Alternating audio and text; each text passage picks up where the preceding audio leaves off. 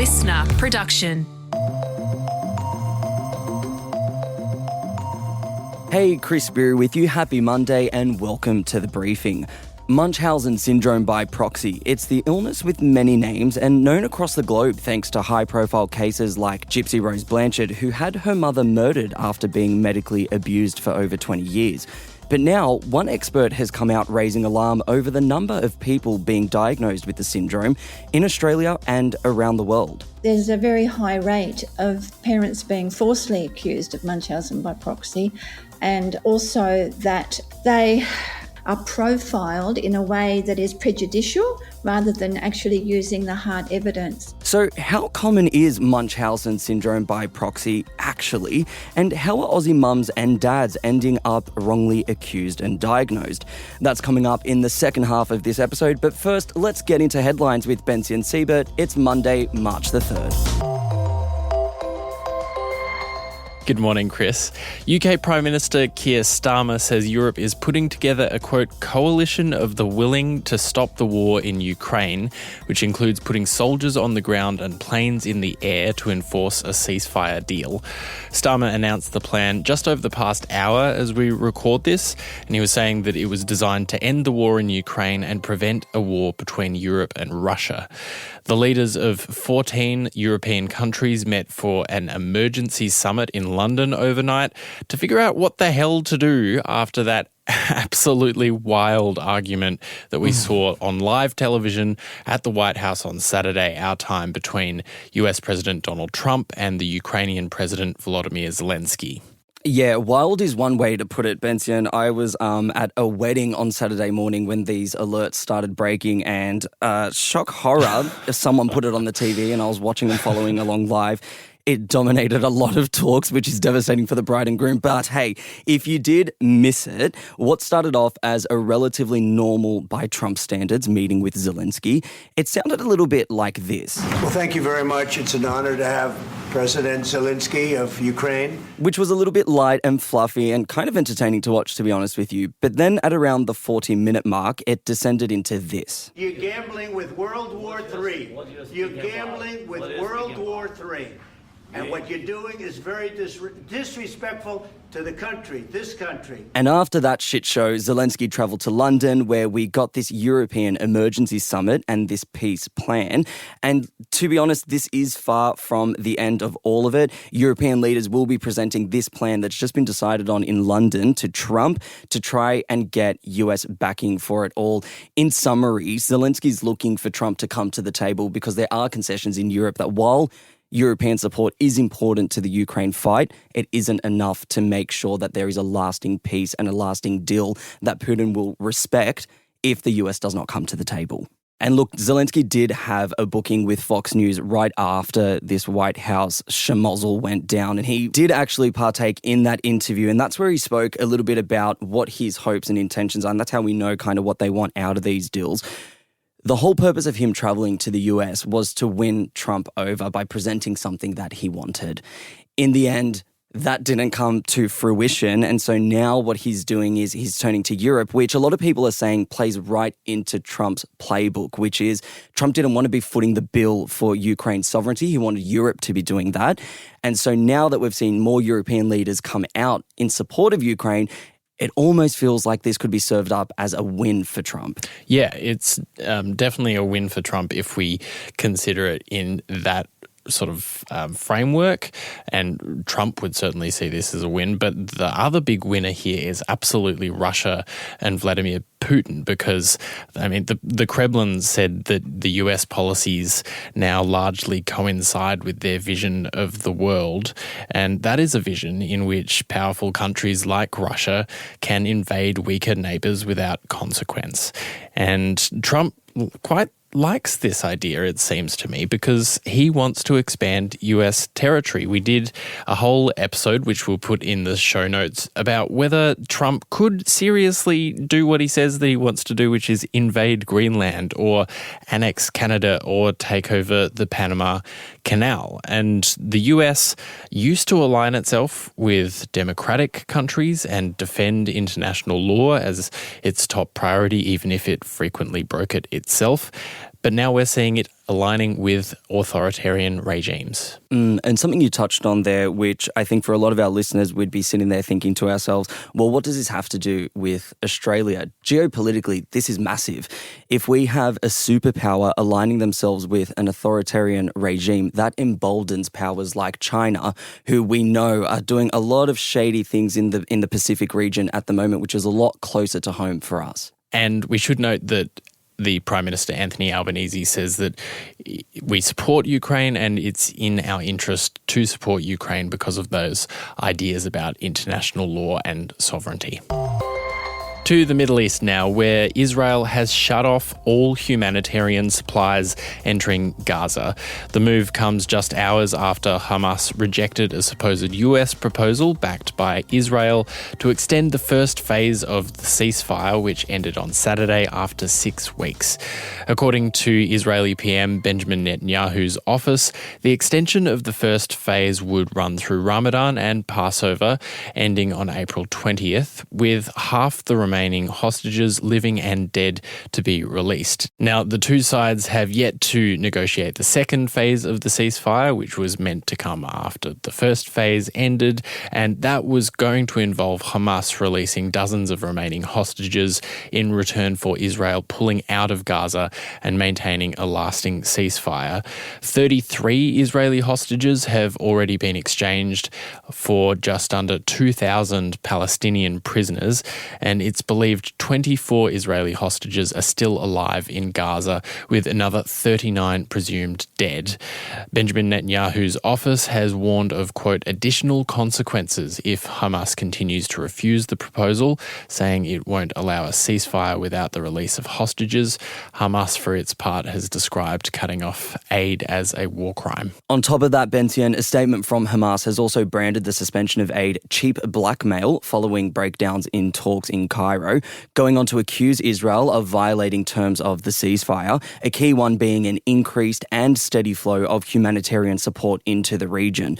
As you touched on, Bentian, talks for Phase 2 were supposed to be underway right now. Clearly that is not happening. What we're seeing out of Israel early this morning is that they're saying Washington has backed this decision to not allow aid into Gaza. There has been absolutely no word from the Trump administration or from their US Middle East envoy, who was the one who originally came up with this idea to delay Phase 1.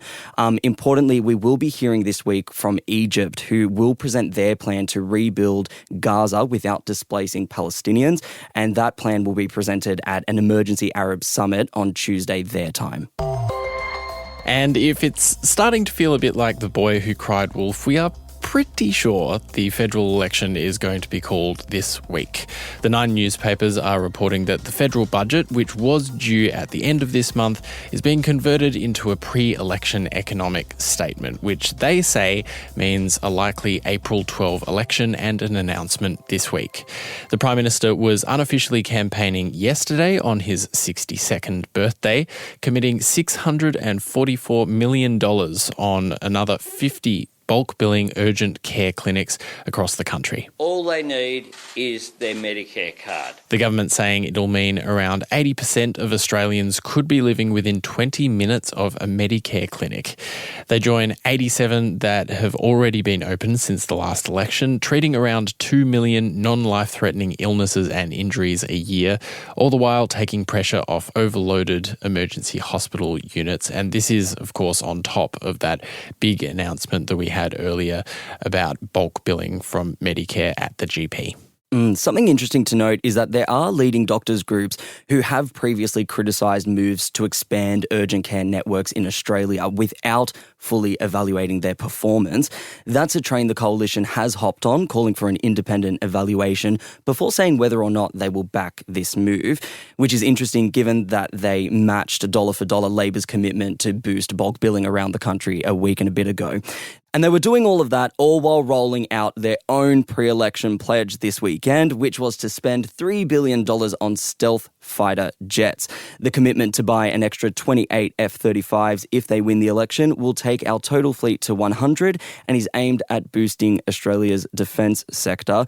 A lot of the commentary, Benson, I've seen yesterday and early this morning is that this is a very timely announcement for the coalition to show that they are big on national security and big on defence, given that we've just had those 3 Chinese warships conducting live fire drills in the Tasman Sea, and we're seeing them chart their course now around Australia. As of last update, they've just past the WA coastline. And it's really interesting to see it shake up for this election. As you said, we haven't called it just yet as to what date it's going to be on. If it is April 12, I'll be devastated. That's 2 days before my birthday and the last weekend for me to go out and have a good time. However, it is shaking up to be an election fought on now, it seems, health versus national security. Yeah, and I think it's very clear that the strategy from the coalition is to brand Labor and Anthony Albanese as weak, and this policy announcement once again is meant to frame Dutton and the coalition as strong. Which is a surprise to absolutely no one. Hey, Benson, thank you so much for filling in for our very own Sasha Barbagat. Up next is our deep dive looking into Munchausen Syndrome by Proxy and why more Australian mums and dads are facing those accusations. And that's being brought to you by listener journalist and podcast host Tara Cassidy.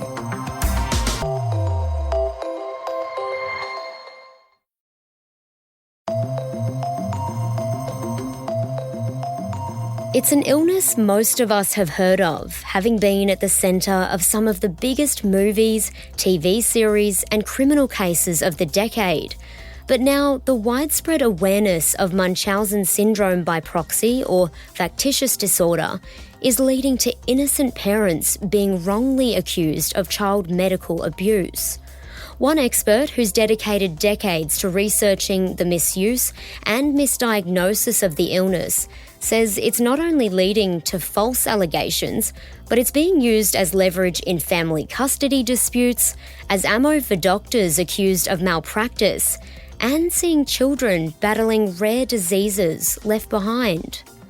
So how common is factitious disorder actually, and what impacts have high-profile stories like that of Gypsy Rose Blanchard had on the amount of Aussies being wrongfully accused of hurting their kids? Dr. Helen Hayward-Brown is a medical anthropologist and sociologist who's studied and assisted mums and dads across the globe who've been incorrectly accused of Munchausen Syndrome by Proxy and all its other names for the past 25 years.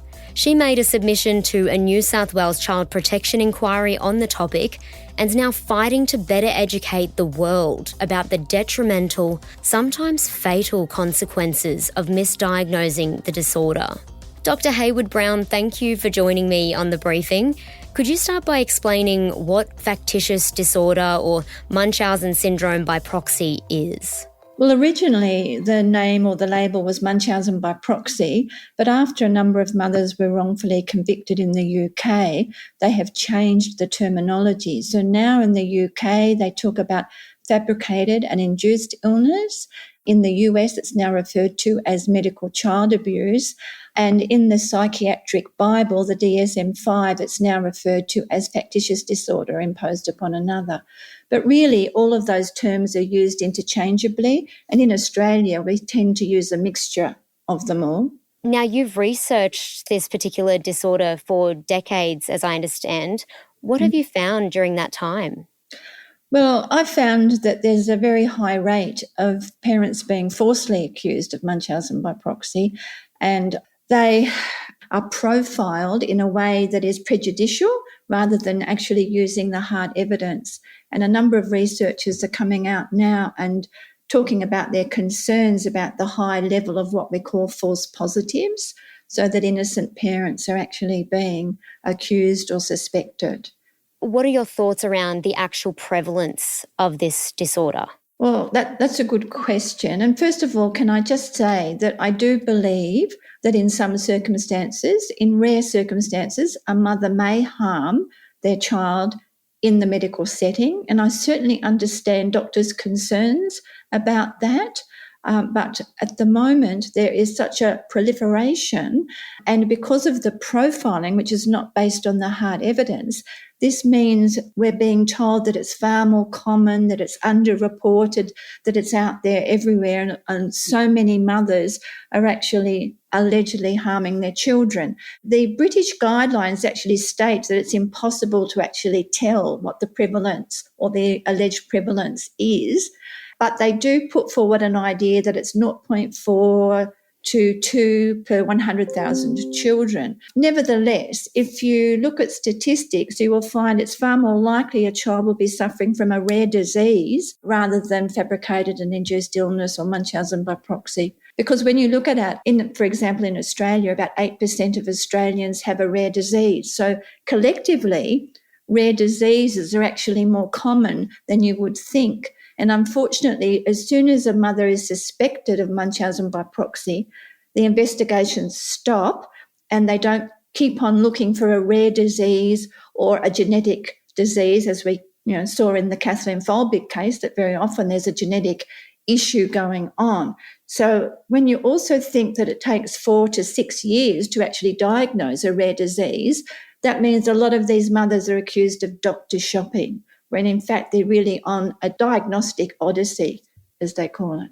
Do you think the Kathleen Folbig case has helped add weight to what you're saying? Yes, definitely. However, because that was a criminal case, it's a really high-profile case. It gets a lot of media, a lot of attention.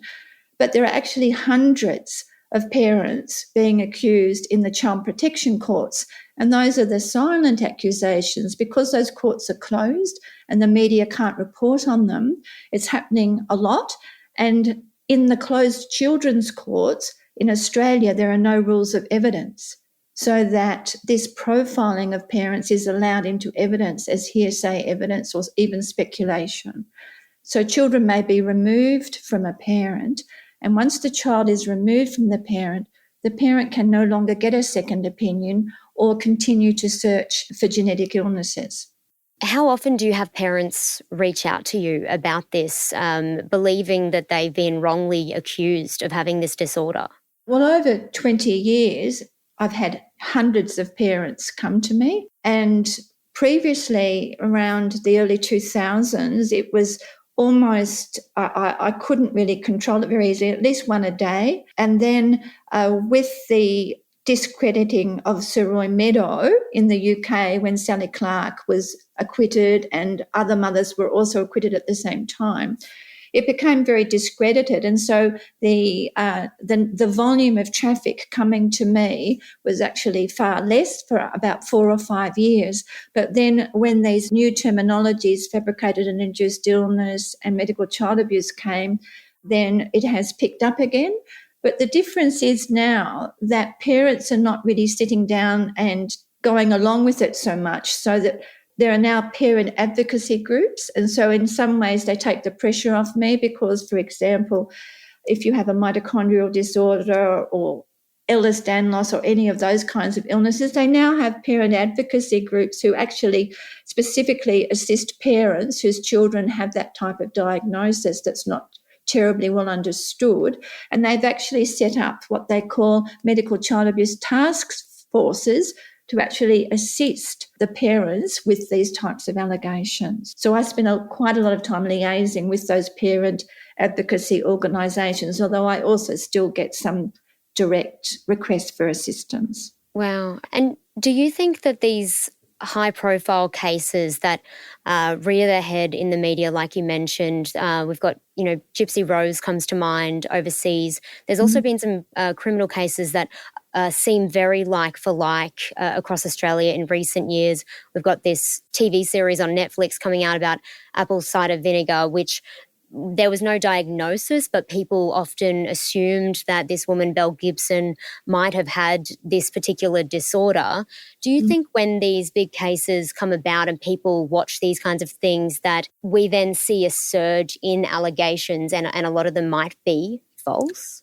What happens is when it's put into the media and Netflix and things like that, it actually creates a moral panic so that everybody's awareness, they all get, sort of hyped up.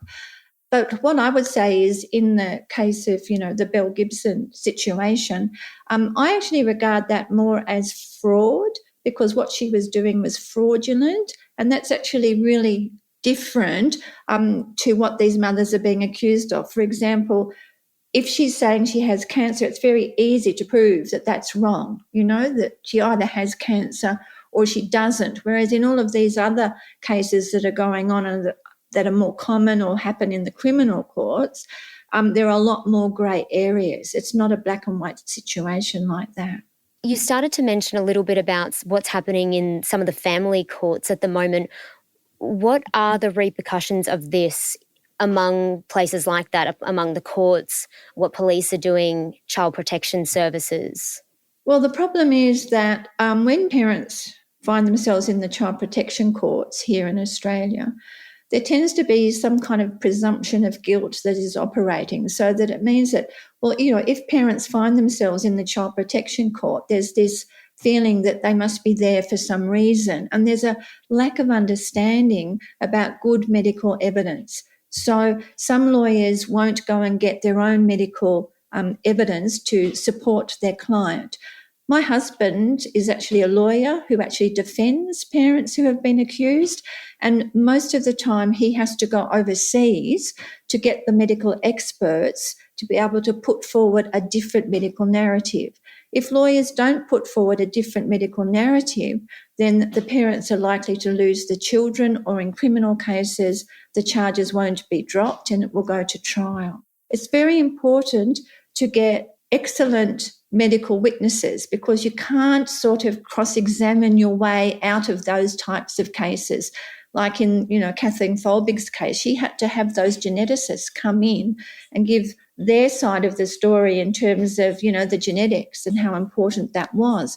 But there are many parents suffering all of the time with undiagnosed problems in their children, and the mothers are being accused. And in 99% of the cases, it's the mother rather than fathers being accused. And mothers are accused of trying to get attention. And the more questions the mothers ask, the more assertive they are, the more they are regarded as being difficult and part of that profile. How common is it to see this kind of allegation be used as leverage in a child custody dispute?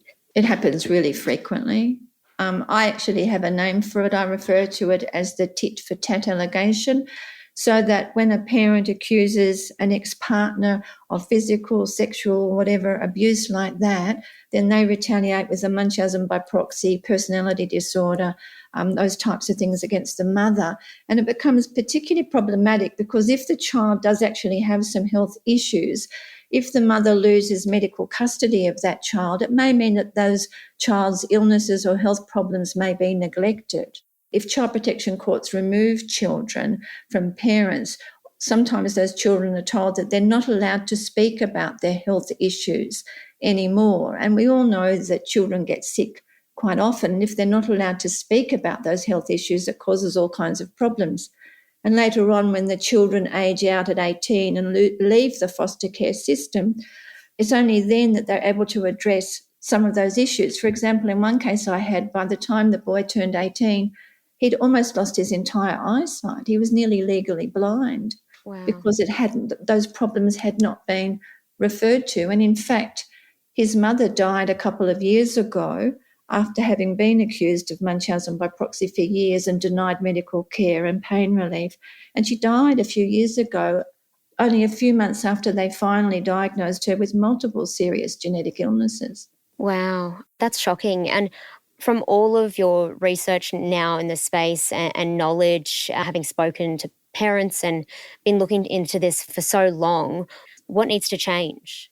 Well, first of all, the way medical evidence is used in the courts. There needs to be a much closer look at what kind of medical evidence is accepted in the courts, because very often it's unreliable and it's not based on any scientific foundation. And very often what is being said in court in terms of medical issues may be incorrect. It's really important, for example, for parents to get access to all of their original medical files, not to just accept summaries or reports. So it's really also important to insist that expert witnesses provide the literature, the scientific foundation for what they're doing. Additionally, in terms of child protection, the issue is that the child protection workers tend to accept what medical professionals are saying without question. And so there needs to be more investigation on that side of issues. Additionally, parents in the child protection system should be allowed to have their meetings with child protection recorded in the same way as a police interview would be recorded.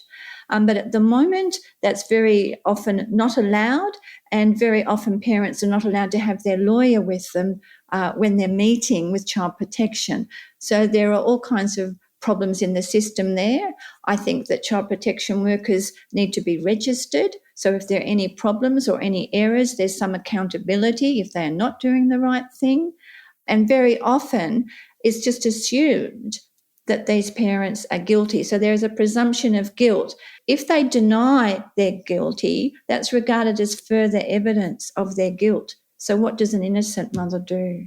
I really think that a lot of those agencies would be far better off starting to study, look at genetics, rare disease, speak to the rare disease organisations that are set up so that they have that education and they don't move immediately towards suspecting a parent. Because, as I said, it's more likely that there is a disease or an organic illness going on rather than the parents harming the children. So there's a lot of harm which can occur with allegations that are really not correct, when in fact there should be a lot more investigation. Doctor, thank you so much for joining me on The Briefing. Thank you. That was Dr. Helen Hayward-Brown speaking to me there about the prevalence and dangers of falsely accusing or diagnosing someone with factitious disorder. That's it for this episode of The Briefing. Thank you for listening. Before you go though, we would love it if you could share this episode with someone you think might enjoy it. It's a really easy way you can support us and all that we do here at The Briefing. So is sharing our social posts. You can check us out at The Briefing Podcast and on our TikTok and YouTube. Just search Listener Newsroom. And don't forget, we'll be back in your feed with another deep dive this afternoon from 3 p.m. Until then, I'm Tara Cassidy. Catch you next time.